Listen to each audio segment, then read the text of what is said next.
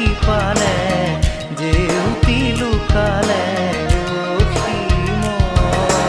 নভবা কথাও হঠাতে হয় চাগে পায়ো হেৰুৱালো বুজি পোৱাৰ আগতে